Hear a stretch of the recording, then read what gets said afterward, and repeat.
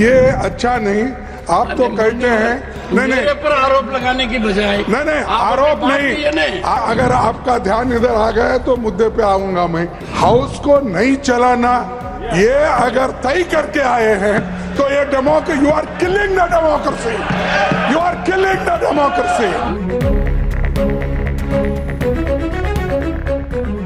भारत में सरकारें बदलती रही हैं, लेकिन कभी संवैधानिक पदों पर किसी ने उंगली नहीं उठाई। भारत के इतिहास में पहली बार उपराष्ट्रपति को हटाने का नोटिस दिया गया है।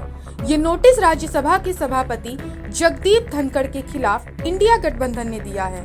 कांग्रेस ने देश के इतिहास में एक नया अध्याय जोड़ा है। हालांकि सदन का जो नंबर गेम है उससे सभापति की कुर्सी से धनखड़ को हटाना आसान नहीं है। राज्यसभा और लोकसभा दोनों ही जगहों का नंबर धनखड़ के पक्ष में है। ऐसे में सवाल उठता है कि फिर विपक्ष ने धनखड़ के खिलाफ अविश्वास प्रस्ताव का नोटिस क्यों दिया है और इस अविश्वास प्रस्ताव की प्रक्रिया क्या है। दरअसल राज्यसभा में सभापति के खिलाफ विपक्षी खेमे ने अविश्वास प्रस्ताव लाने का नोटिस दिया है। भारतीय संसद के इतिहास में ये पहला मौका होगा जहां राज्यसभा में किसी सभापति के खिलाफ अविश्वास का नोटिस आया हो। दरअसल ये मौका इसलिए सामने आया है क्योंकि सभापति के सदन में रुख से सभी विपक्षी दल नाखुश थे। विपक्ष का आरोप है कि सभापति हमेशा सत्तारूढ़ खेमे का पक्ष लेते हैं और विपक्ष की आवाज दबाते हैं। विपक्ष आसन को निष्पक्ष देखना चाहता है, लेकिन पिछली लोकसभा के बाद जब 18वीं लोकसभा में भी राज्यसभा में चीजें नहीं बदली तो पिछले सत्र में प्रस्ताव लाने की चर्चा चलाकर विपक्ष ने कोई कड़ा कदम उठाने का संदेश देने की कोशिश की। सूत्रों के मुताबिक पिछली बार राज्यसभा में सपा सांसद जया बच्चन से जुड़े विवाद के बाद ही ऐसे प्रस्ताव को लाने की बात की गई थी, लेकिन वो प्रस्ताव नहीं आ पाया। गौरतलब है कि राज्यसभा में भले ही ये पहला मौका हो, लेकिन लोकसभा में इससे पहले 3 बार स्पीकर के खिलाफ प्रस्ताव आ चुका है। अविश्वास प्रस्ताव के इस नोटिस पर विपक्षी खेमे के तमाम दलों के सदस्यों ने दस्तखत किए हैं, लेकिन सभी दलों के सदन में नेताओं ने दस्तखत से दूरी बनाई है। इनमें कांग्रेस संसदीय दल की अध्यक्ष सोनिया गांधी से लेकर कांग्रेस अध्यक्ष मल्लिकार्जुन खड़गे तक शामिल हैं। हालांकि विपक्ष समझ रहा है कि नंबर सरकार के साथ है, अगर प्रस्ताव स्वीकृत होता भी है तो उसका गिरना तय है। बावजूद इसके विपक्ष इस प्रस्ताव के जरिए एक राजनीतिक संकेत देना चाहता था।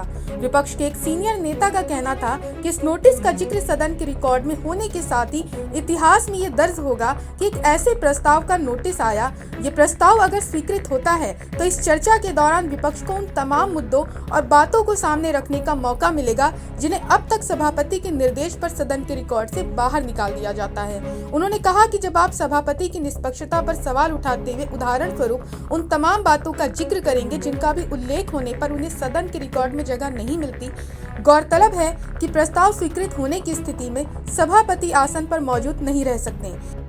एक तरह से विपक्ष इसके जरिए कहीं न कहीं संसद के दोनों सदनों में आसन को एक संदेश देना चाह रहा है कि अगर आसन निष्पक्ष नहीं दिखता है तो विपक्ष अपने संवैधानिक अधिकारों को इस्तेमाल करने में नहीं हिचकिचाएगा।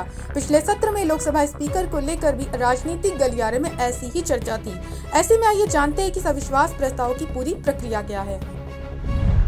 राज्यसभा में सभापति के खिलाफ संविधान के अनुच्छेद 67A के तहत अविश्वास प्रस्ताव लाया जा सकता है। अविश्वास प्रस्ताव के लिए कम से कम 50 सांसदों के हस्ताक्षर जरूरी होते हैं। अविश्वास प्रस्ताव राज्यसभा के महासचिव को सौंपा जाता है, जिसे सभापति को सूचना देकर सदन के पटल पर लाया जाता है। इसके बाद सभी सांसद पहले इस बात पर बोलते हैं और मतदान कराया जाता है। राज्यसभा में मतदान के बाद इसे लोकसभा में भेजा जाता है। लोकसभा में भी इस प्रस्ताव पर पहले बहस कराई जाती है, फिर वोटिंग की प्रक्रिया पूरी की जाती है। दोनों जगहों पर प्रस्ताव पास होने की स्थिति में सभापति को अपनी कुर्सी छोड़नी पड़ती है। अब ये जान लेते हैं कि संविधान में उपराष्ट्रपति को हटाने के लिए क्या कहा गया है। लोकसभा की पूर्व सेक्रेटरी जनरल PDT आचार्य ने कहा कि उपराष्ट्रपति राज्यसभा के पदेन सभापति होते हैं। ऐसे में राज्यसभा के सभापति के खिलाफ अगर कोई भी अविश्वास प्रस्ताव लाया जाता है तो इसका मतलब ये है कि उन्हें संविधान के प्रावधान के तहत उपराष्ट्रपति को हटाने के लिए ही प्रस्ताव लाना होगा। संविधान के अनुच्छेद 67 में कहा गया है कि उपराष्ट्रपति अपने पद ग्रहण करने की तिथि से 5 वर्षों की अवधि के लिए पद पर रहेंगे। अनुच्छेद 67B के तहत प्रावधान किया गया है कि उपराष्ट्रपति को उनके पद से हटाया जा सकता है, लेकिन इसके लिए राज्यसभा के सभी तत्कालीन सदस्यों के बहुमत से एक प्रस्ताव पारित होना चाहिए। इस प्रस्ताव को लोकसभा द्वारा भी सहमति दी जानी चाहिए। प्रस्ताव लाने के लिए कम से कम 14 दिन पहले नोटिस देना जरूरी है। गौरतलब है कि उपराष्ट्रपति राज्यसभा के पदेन सभापति होते हैं और ये एक संवैधानिक पद है। फिलहाल जगदीप धनखड़ देश के उपराष्ट्रपति और राज्यसभा के सभापति हैं। इंडिया गठबंधन ने इन्हें हटाने के लिए राज्यसभा में नोटिस दे दिया है। ऐसे में अगर इतिहास के जरिए प्रतीकात्मक विरोध की बात की जाए तो देश में आजादी के बाद अब तक किसी राज्यसभा के सभापति के खिलाफ अविश्वास प्रस्ताव नहीं लाया गया है। जगदीप धनखड़ के खिलाफ अगर प्रस्ताव पटल पर आता है तो सभापति के खिलाफ इतिहास का पहला अविश्वास प्रस्ताव होगा। भविष्य में जब जब इस तरह के अविश्वास प्रस्ताव का जिक्र किया जाएगा तब तब धनखड़ का उदाहरण जरूर मिलेगा। Bureau report, Punjab Kesari TV.